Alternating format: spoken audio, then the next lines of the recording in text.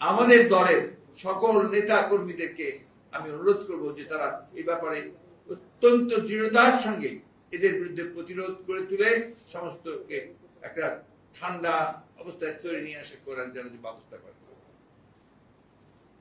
দ্বিতীয় জিনিসটা যে পরবর্তী যেটা অত্যন্ত জরুরি, আপনারা জানেন যে গতকাল আমাদেরকে রাষ্ট্রপতি ডেকেছিলেন বিভিন্ন রাজনৈতিক দলকে, এবং সেনাপ্রধান এবং তিন বাহিনীর প্রধানরা সেখানে উপস্থিত ছিলেন, তারা ডেকেছিলেন। তাদের মাধ্যমে যে কথাবার্তাগুলো হয়েছে সে বিষয়গুলো আপনারা কালকে সবাই শুনেছেন। আবার আমি একটু রিপিট করতে চাই যে সেখানে শহীদদের জন্য দোয়া করা হয়েছে এবং তাদের পরিবারদেরকে যথাযথ আপনার ক্ষতিপূরণ দেওয়ার জন্য তারা অঙ্গীকার করেছেন।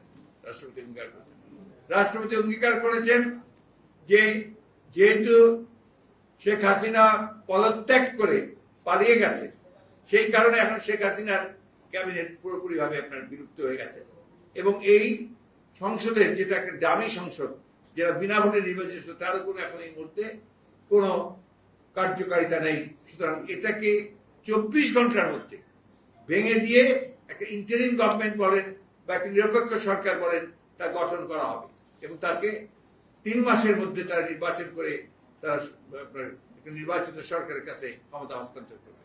এই জিনিসগুলো আমি আবারও জোরের সঙ্গে একটু আপনার দৃঢ়তার সঙ্গে বলতে চাই যে 24 ঘন্টার মধ্যেই এই কাজগুলো সমাধান করতে হবে।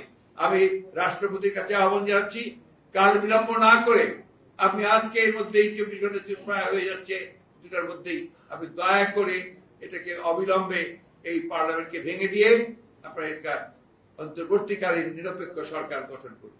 অন্যথায় দেশে আবার রাজনৈতিক শূন্যতা দেখা দিতে পারে। আমি ধন্যবাদ জানাতে চাই আমাদের দেশপ্রেমিক সশস্ত্র বাহিনীকে। তারা যে ভূমিকা রেখেছেন তারা নিঃসন্দেহে এই দেশের রক্ষার্থে, তার স্বাধীনতা সর্বত রক্ষার্থে তারা আবার তাদের একটা ঐতিহাসিক ভূমিকা পালন করেছে।